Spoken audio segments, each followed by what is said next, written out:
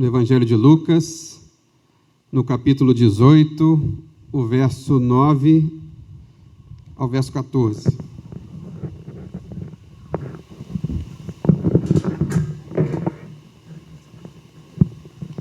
Evangelho de Lucas, no capítulo 18, do versículo 9 ao versículo 14.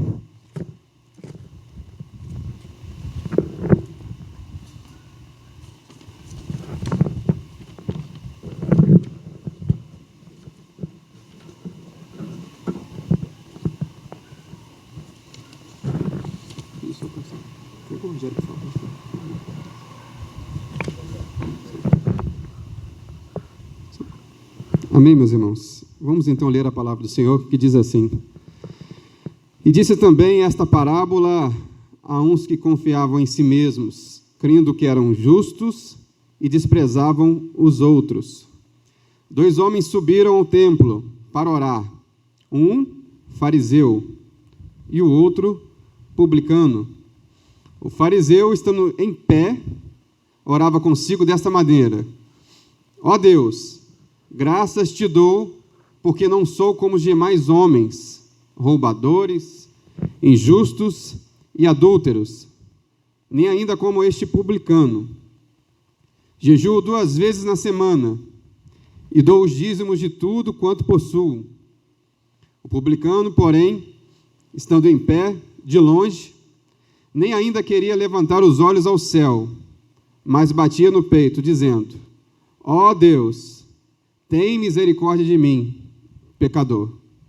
Digo-vos que este desceu justificado para a sua casa, e não aquele, porque qualquer que a si mesmo se exalta, será humilhado, e qualquer que a si mesmo se humilha, será exaltado. Amém, meus irmãos? Podeis assentar? Jesus, nessa parábola, neste relato, nos traz uma questão muito importante, meus irmãos, sobre a oração e a forma como vivemos como cristãos também. Aqui nós temos 2 modelos de oração que refletem a prática, a vida daquelas 2 pessoas. Nós temos aqui um fariseu, que era um grupo, podemos dizer, uma denominação do judaísmo, e temos também aqui um publicano, que a melhor expressão nos dias de hoje seria cobrador de impostos. E esses 2 homens que sobem a um templo para fazer uma oração, estão refletindo a sua forma de pensar, a sua forma de enxergar a sua religião, a sua forma de se comunicar com seu Deus. E é importante a gente olhar para este texto e pensarmos alguns pontos introdutórios sobre a forma que era feita essa oração. E também, meus irmãos, aqui eu quero propor, nessa manhã, 2 formas de cristianismo, refletindo, naturalmente, no judaísmo ainda, porque Jesus não havia morrido na cruz. Então, através da antiga aliança, eu quero mostrar a nós, a nova aliança, como devemos nos portar enquanto cristãos. E aí vem a pergunta: você e eu, nós, somos cristãos vaidosos, orgulhosos, arrogantes, ou somos cristãos humildes, que se humilham, que reconhecem que são pecadores, arrependidos e que precisam da graça de Deus? É neste tema, é neste ponto que eu quero tratar com os irmãos nesta manhã. E nas considerações iniciais, nós temos aqui um fato importante, que a maioria de nós, naturalmente, enxerga o texto. Nós, que eu falo, cristãos do Ocidente, a nossa visão ocidental, ao ler o texto, entende a palavra orar e os 2 subindo de forma individual, como se aquela oração, naquele momento, no templo, fosse um momento específico, ao qual cada um viesse de uma forma esporádica, viria para orar, e não houvesse um momento de culto. Existe um autor que viveu no Oriente Médio, chamado Kenneth Bailey, um cristão, e ao assimilar e viver e contemplar a cultura do Oriente, ele percebe que este texto, a palavra oração, dá um sentido de adoração coletiva. O que ele propõe de diferente do que até agora nós havíamos pensado, e não há nenhum problema em pensar, porque o texto não diz, mas reflete ao período daquela época, é que a oração era uma forma coletiva. Jesus está trazendo nessa parábola um momento de adoração coletiva que havia no templo de Jerusalém. Naquele templo havia uma oração pela manhã e pela tarde, e, consequentemente, havia um sacrifício do cordeiro pela manhã e pela tarde. Sacrifício este que era para a remissão dos pecados. Nós sabemos muito bem que essa remissão de pecados era temporária. Hoje nós compreendemos que a nossa remissão plena dos pecados está no Cordeiro vivo que desceu do céu, na pessoa de Jesus Cristo, que morreu e ressuscitou por nós. Mas antes de Jesus, um cordeiro era sacrificado pela manhã e pela tarde, e como sinal desse sacrifício, era queimado um incenso, era exalado um incenso, e neste momento, aqueles judeus pensavam da seguinte forma: esse momento é o momento que eu tenho um acesso pleno a Deus, porque nós sabemos que o pecado faz separação entre Deus e os homens. E quando aquele incenso era exalado, então ele pensava assim: eu posso fazer os meus pedidos a Deus, eu posso fazer a minha oração a Deus, posso fazer agradecimento, pedidos, e ele percebia um contato que hoje, pela graça de Jesus Cristo, nós temos com Deus de forma plena, não precisamos mais desse sacrifício contínuo. Então, meus irmãos, é importante notar neste texto, inicialmente, que aquela oração dá uma ideia de adoração, ou oração, orações coletivas. É como a gente faz na igreja: olha, nós vamos ter um culto de oração, só que um culto de oração não é cada um, ou de forma singular ou particular, é uma forma coletiva. Só que Jesus, ao falar desses dois, reflete neste momento, onde o incenso era levantado e cada um podia fazer a sua oração individual, cada um levava até Deus o seu problema, a sua dificuldade ou o seu agradecimento. E aqui, meus irmãos, nós temos, como já foi lido, dois tipos de oração. E a primeira oração, meus irmãos, tem a ver com o fariseu. O fariseu, ele ora no versículo 11, no versículo 12, ele fala a Deus o que ele sente, o que ele percebe, o que está se passando naquele momento. Mas é interessante notar, meus irmãos, que o fariseu faz uma oração completamente diferente do que nós deveríamos fazer. É curioso. Se alguém pergunta para você: olha, qual é o seu pecado, ou qual é, vamos dizer assim, qual é a sua doença? Você chega ao médico e pergunta: qual é a sua doença? O que você está sentindo? Aí você começa a relatar tudo ao contrário. Ó, eu não estou sentindo dor de cabeça, eu não estou sentindo febre, eu não estou sentindo nenhum outro sintoma, mas não fala o que realmente você está sentindo, ou o que você realmente está precisando. Então o fariseu, ele começa a sua expressão, a sua oração, dizendo que eu não sou como os roubadores, injustos e adúlteros, como diz no verso 11. É uma extrema arrogância, é uma extrema vaidade a oração desse fariseu. Ao invés de ele aproveitar esse momento sagrado, santo, que naquele momento ele tinha um contato especial, diferenciado com Deus, ele consegue dizer o que ele não é, o que ele não precisa. O momento este que era para ele se derramar aos pés do Senhor e trazer as suas dificuldades. Eu lembro, meus irmãos, de uma história um pouco interessante e curiosa, que eu acho que reflete bem, e o texto aqui reflete bem essa palavra, que é muito usada nos dias de hoje: egocentrismo. O que é egocentrismo? É a pessoa achar que tudo depende só dela, tudo gira em torno dela, de mais ninguém. A pessoa única está com a razão. E eu lembro dessa história que me foi contada uma vez, de um senhor estrangeiro que no seu país teve uma dificuldade financeira, e ao ter essa dificuldade financeira, ele resolve se mudar para o Brasil. E ao se mudar para o Brasil, ele, que tinha sua profissão de barbeiro, cortava cabelo, ele começa a trabalhar dia após dia, dioturnamente, incansavelmente, e começa a se prosperar, a crescer financeiramente, e até aí, tudo bem, com o calor do seu trabalho, com a sua luta, a sua labuta. Aí chega um momento que esse senhor compra um carro, um veículo, um automóvel. E ao comprar este automóvel, ele resolve dar um passeio na cidade do Rio de Janeiro.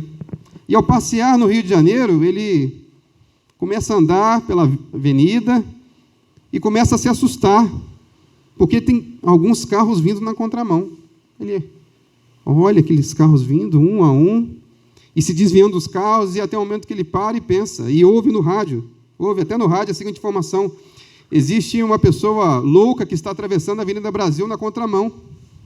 Olha que coisa interessante, meus irmãos. E ao ouvir essa mensagem neste rádio, no rádio do seu carro, ele pensa, olha, um só não, existem vários na contramão. Vocês conseguem perceber, meus irmãos, com uma pessoa egocêntrica, como é que ela age? Ele conseguiu achar que estava correto no meio de vários carros vindo na contramão. E tem muita gente hoje, na nossa igreja, na igreja evangélica, de uma forma geral, que está assim, que quer fazer tudo, andar na contramão, e ainda achar que todo mundo está errado. Tudo que está sendo feito está errado, só ele que está certo. Então, meus irmãos, este fariseu reflete bem este momento. E eu quero trazer a questão do fariseu para entendermos quem era este homem, esta denominação religiosa, o que ele pensava naquela época. E eu queria falar sobre algumas características deste fariseu. E aí eu peço aos irmãos que leiam o seguinte item, que eu acho interessante, sobre o farisaísmo. Ele gostaria de se manter separado e isolado dos outros. Em Mateus 23, no capítulo praticamente todo, Lucas 11, 37, nós temos um relato sobre o fariseu falando a respeito da limpeza cerimonial. O que seria isso, meus irmãos? Tudo que eles faziam na sua casa, eles limpavam, purificavam com água, e, ao fazer esse procedimento, eles se sentiam separados, se sentiam limpos, se sentiam puros.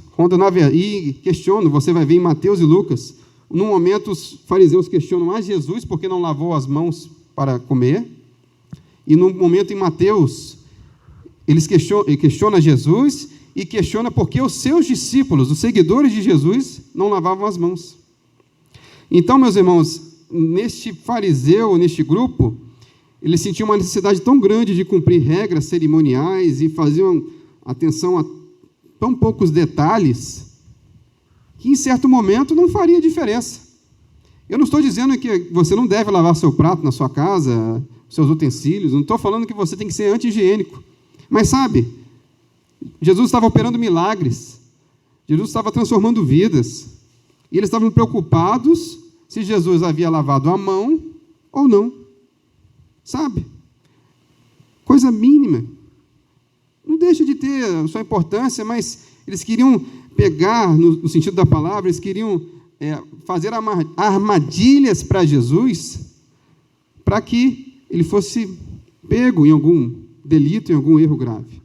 Então, nesse fariseu, nós percebemos que há, de certa forma, um exagero na sua pureza, no seu zelo, em manter-se separados.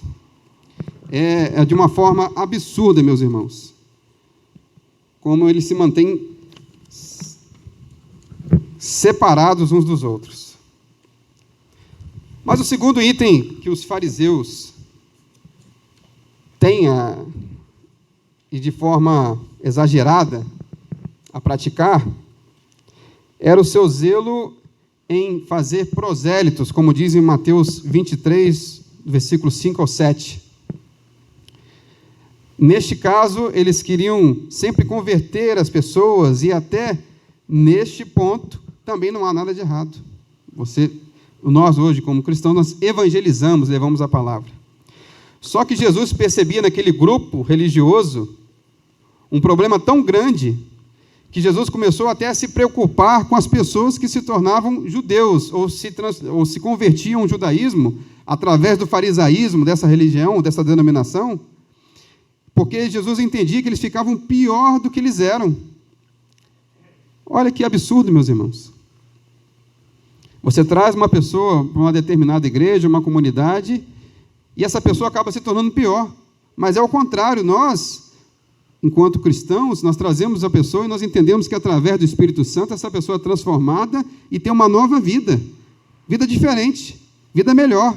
Não é melhor no sentido financeiro, mas é melhor no sentido espiritual. A pessoa, seus olhos são abertos e agora ela é transformada. Mas esses judeus chegavam com um zelo tão grande e com tantas regras humanas. Eu não estou dizendo que você tem que ser contra a Bíblia Sagrada, mas eles colocavam fardos tão grandes, e você pode depois olhar a questão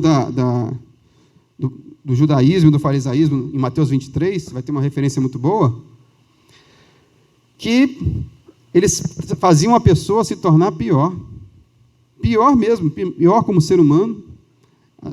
O egocentrismo tomava conta dessas pessoas, o egoísmo tomava conta dessas pessoas, e não tinha como a pessoa viver como deveria ser, como um cristão transformado em uma nova criatura. Então Jesus, nesse ponto, ele ficava preocupado com a questão dos fariseus, porque era um zelo extremo e a pessoa se tornava pior. Mas, meus irmãos, eu quero aproveitar esse ponto e trazer também um grupo de cristãos que, na época de Paulo, queriam fazer da mesma forma que os fariseus faziam a seu tempo. Eu quero que o Rogério, por favor, coloque em Colossenses, no capítulo 2, do verso 21 ao 23. Porque o mesmo problema que havia no farisaísmo, na religião judaica, agora no cristianismo existe um problema parecido, ou até igual, podemos dizer assim, que é chamado de legalismo. O que é o legalismo? As pessoas começam a criar regras e mais regras e regras humanas, que chega a um ponto que a pessoa só segue aquilo e não percebe que tudo tem a ver com Cristo, com a pessoa de Cristo, e não consegue viver uma vida santa, mas se acha santa. É diferente. No Colossenses 2:21 diz assim: não toques, não proves, não manuseis, Paulo falando aos cristãos de Colossos, as quais todas perecem pelo uso, segundo o preceito e doutrina dos homens, as quais, na verdade, alguma aparência de sabedoria. Esses legalistas se acham mais sábios, mais inteligentes do que os outros. Em devoção voluntária, humildade, em disciplina do corpo, mas são de valor nenhum para a satisfação da carne. E o verso continua. É porque está numa versão um pouquinho diferente. Você percebe ali no versículo 23 que eles têm uma falsa humildade. O que seria uma falsa humildade? E começam a olhar para si mesmos como pessoas melhores. Você vê exemplos de algumas pessoas na igreja. Olha, aquela irmãzinha fulano de tal, olha como ela é santa, olha como ela é separada. Mas você só consegue enxergar alguns aspectos externos, como roupa, corte de cabelo, uso de sapato, uso de detalhes e a forma que ela interage com as pessoas. E nisso cria um falso ou uma falsa ideia de santidade. Ao contrário, a nossa santidade está na mente, no coração. E essas pessoas são movidas a uma certa vaidade, que começam a olhar para o seu próprio corpo, ou para o espelho, e começam a se sentir melhores que as outras. E começa a chegar ao ponto do fariseu, como nós vimos aqui. Senhor, obrigado porque eu não roubo. Obrigado, Senhor, porque eu não minto. Obrigado, Senhor, porque eu não tenho pecado. Eu não tenho nada para declarar para o Senhor, porque eu sigo todos os seus mandamentos, eu sigo todas as regras, eu sigo todos os procedimentos. Eu não falo com certos tipos de pessoas, porque eu tenho que me manter separado, tenho que me manter santo, tenho que me manter isolado das pessoas.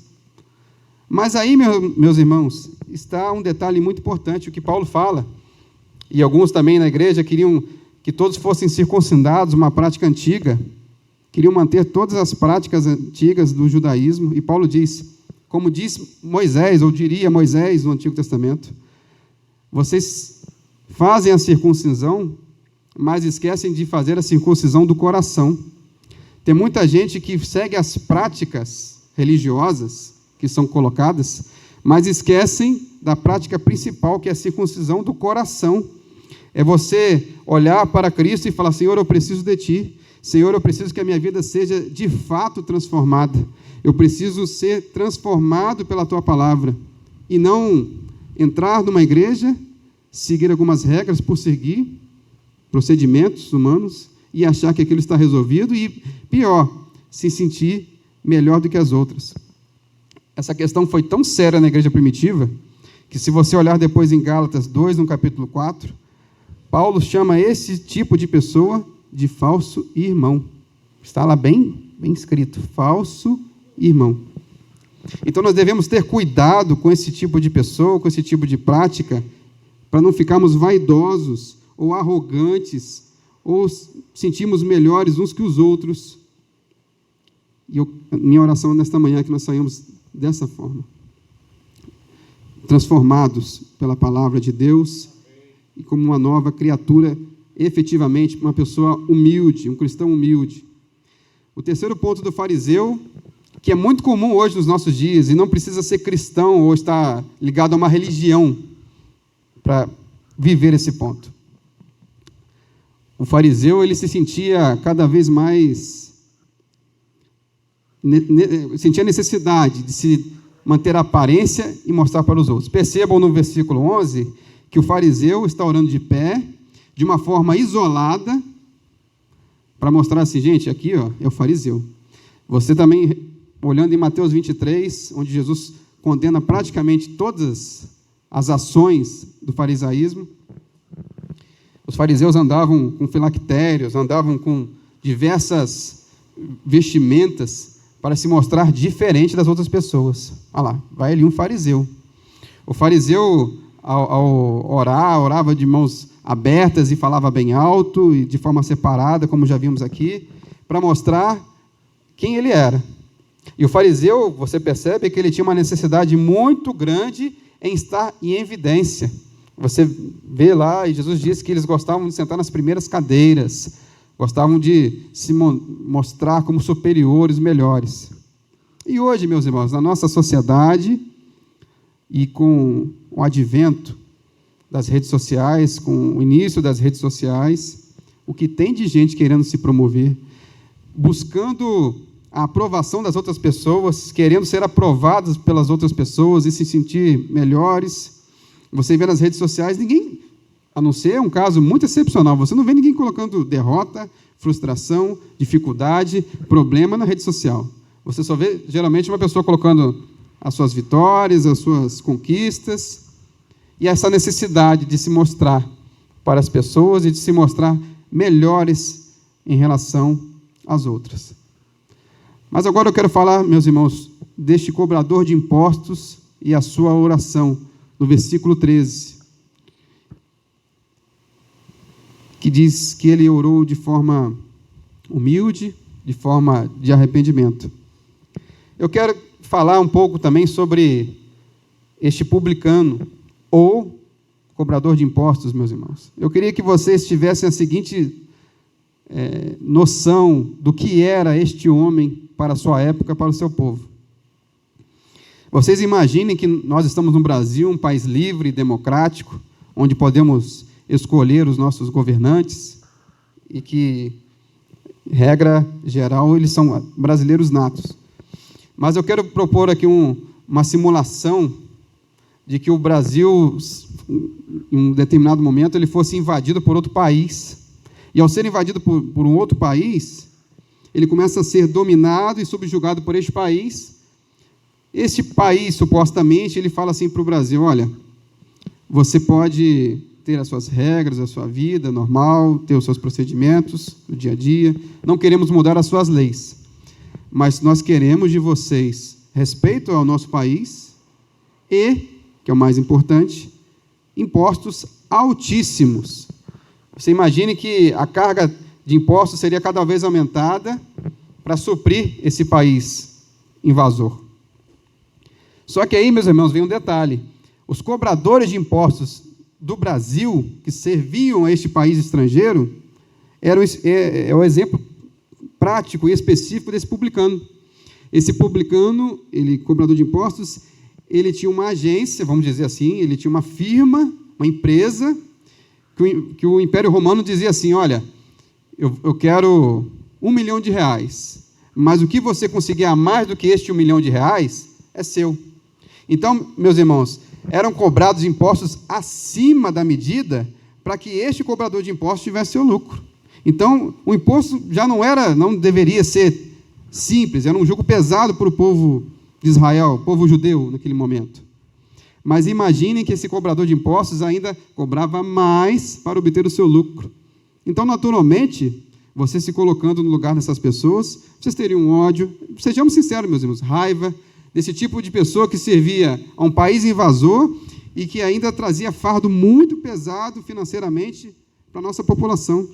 Então, meus irmãos, Jesus está trazendo um exemplo aqui de uma pessoa que era odiada pela sociedade, era um traidor do seu país, porque acho que não havia traição maior do que servir ao Império Romano e servir as suas práticas e ainda assim se favorecer financeiramente às custas do povo.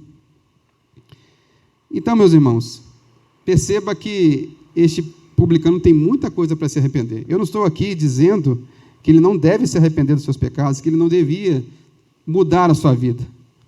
Mas perceba que este homem chega no momento do sacrifício do cordeiro, no momento onde o incenso era queimado, derramado, e ele chega de forma humilde e reconhece que é pecador. Reconhece que fez muito mal ao seu povo. Ele reconhece, ele diz, olha, eu sei que eu pequei contra ti. Para vocês terem uma noção até melhor, um exemplo perfeito, Lucas 19, no capítulo seguinte, vocês veem a história de Zaqueu, que também era um cobrador de impostos e fazia muito mal à sua nação. Mas este homem, ele chega de coração aberto, reconhecendo que precisa mudar, que precisa se converter nos seus maus caminhos. E ao contrário do fariseu, que queria o tempo todo dizer que ele não era cobrador de impostos, chega dizendo que ele é o que precisa mudar. Isso é muito importante para nós, meus irmãos. Às vezes nós estamos numa caminhada cristã, uma caminhada de fé há muitos anos. Isso é uma bênção, é uma maravilha.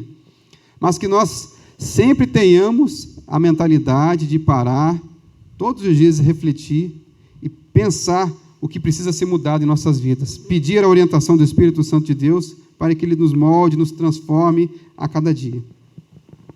E é interessante um gesto que esse cobrador de impostos faz, que mostra a sua indignação, a sua angústia, o seu sofrimento em relação ao seu pecado, ao seu erro, que aí está em Mateus 15, 19 também, em Lucas 23, 47, 48, ele começa a bater a mão no peito, constantemente, e parece um ato simples, está no texto, mas passa meio que despercebido, é um gesto, como qualquer outro, como acenar as mãos, mas na verdade esse gesto faz toda a diferença nesse texto. Em Lucas, no capítulo 23, do versículo 47 ao 48, existe um relato também que as pessoas, ao olharem para Jesus morto na cruz, eles começam a bater nos seus peitos. Era um costume, ainda é, na verdade, um costume do Oriente Médio, onde há falecimento, uma pessoa morre e no velório, no enterro, as mulheres geralmente têm o costume de bater com a mão no peito, como a sua angústia, como a sua tristeza, naquele momento de luto, naquele momento de perda de mais uma vida. E os homens, de forma muito menor, fazem esse gesto. Ou seja, meus irmãos, nessa cultura nossa que existe, a mulher, pelo contrário, ela vai e tem a coragem de mostrar a sua fraqueza. O homem, geralmente, não gosta de mostrar a sua fraqueza. Então, era um gesto também de fraqueza, de mostrar assim, eu sou fraco, eu preciso de ajuda, eu preciso de perdão, eu preciso de transformação na minha vida. E percebam que Lucas 23, no capítulo 48, diz, e toda a multidão que se ajuntara a este espetáculo, vendo o que havia acontecido, voltava batendo nos peitos. No verso anterior, o centurião da guarda romana também diz que, vendo o que tinha acontecido, ou seja, a morte de Cristo na cruz, deu glórias a Deus, dizendo: na verdade, este homem era justo. Percebam, meus irmãos, que a morte de Jesus naquele momento já começa a produzir frutos. O centurião da guarda romana, o general da guarda romana, ele já começa a perceber e sua vida é transformada, porque reconhece que aquele homem era justo e foi feito maldição por nós. Ele fez justiça por nós, morrendo na cruz e ressuscitando ao terceiro dia, fazendo a expiação perfeita, o cordeiro perfeito. E o centurião fala e as pessoas saem batendo com a mão no peito. Percebe a ligação? Percebe? Que é necessário que nós, a cada dia, batamos no peito, com um gesto simbólico, não precisa fazer o tempo todo isso, mas que na nossa mente nós possamos bater no peito e reconhecer que precisamos de Jesus.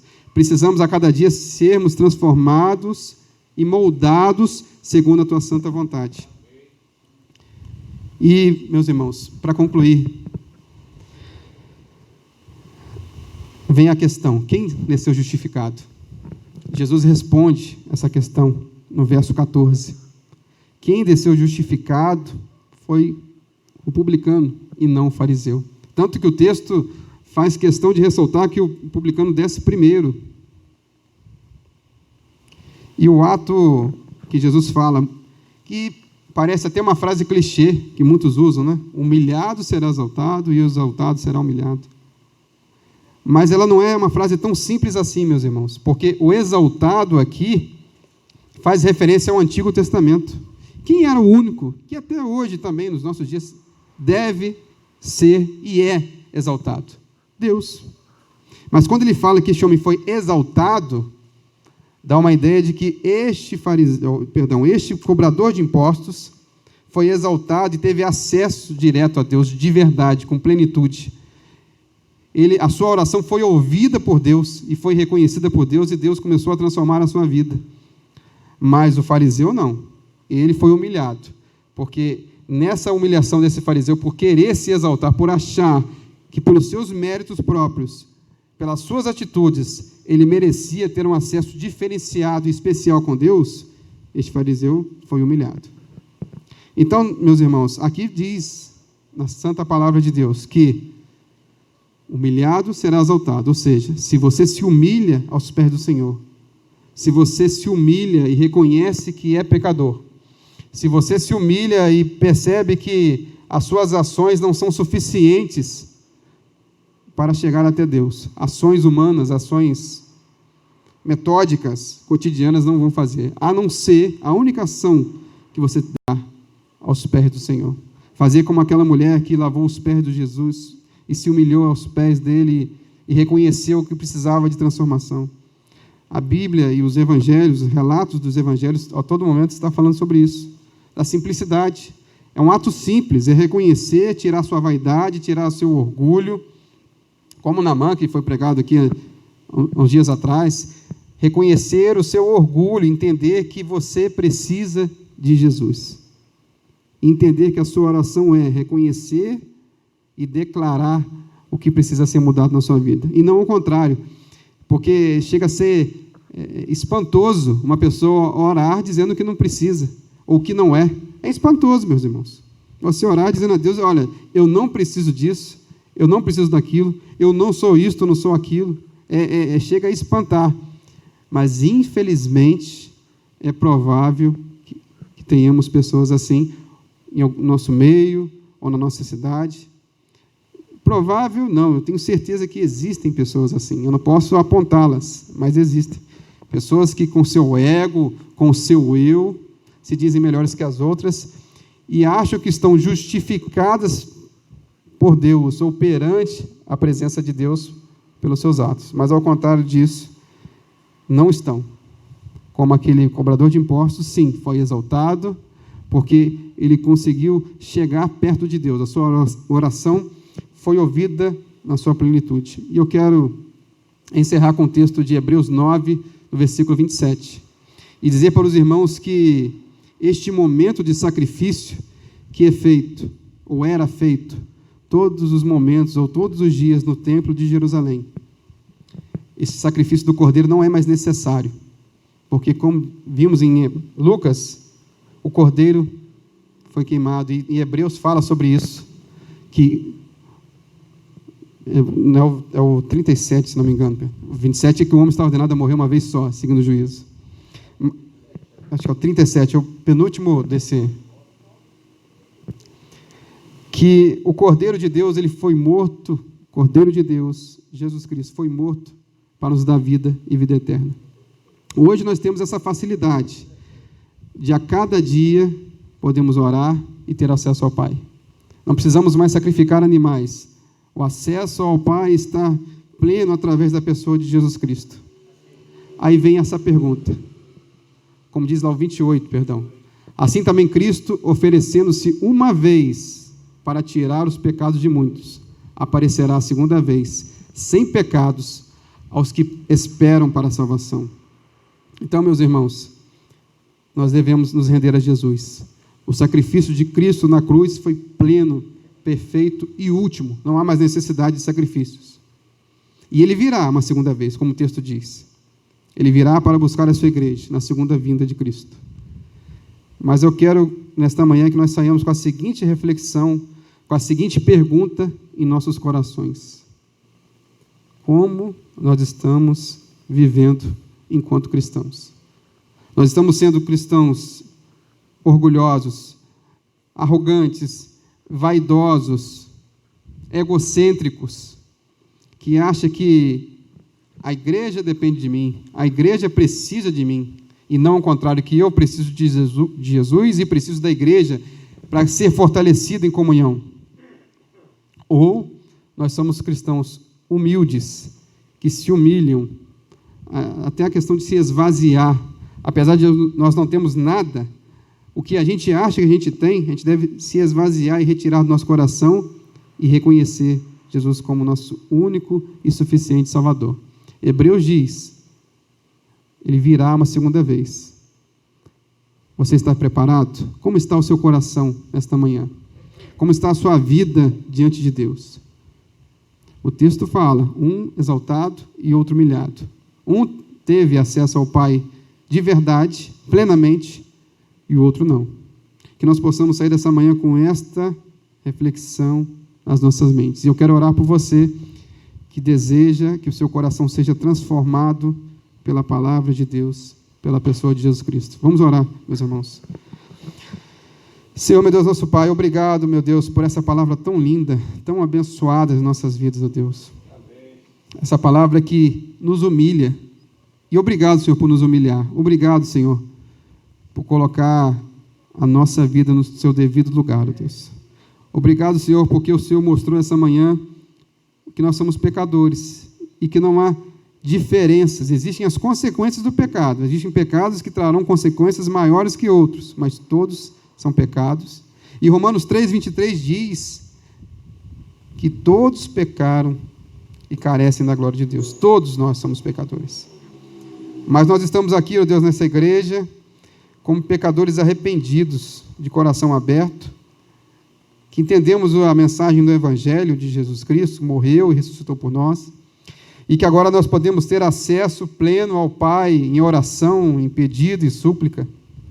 Mas, Senhor, através do Teu Santo Espírito, que nos orienta a cada momento, nós pedimos, abrimos os nossos corações aqui nessa manhã, e reconhecemos que precisamos a cada dia da Sua orientação em nossas vidas.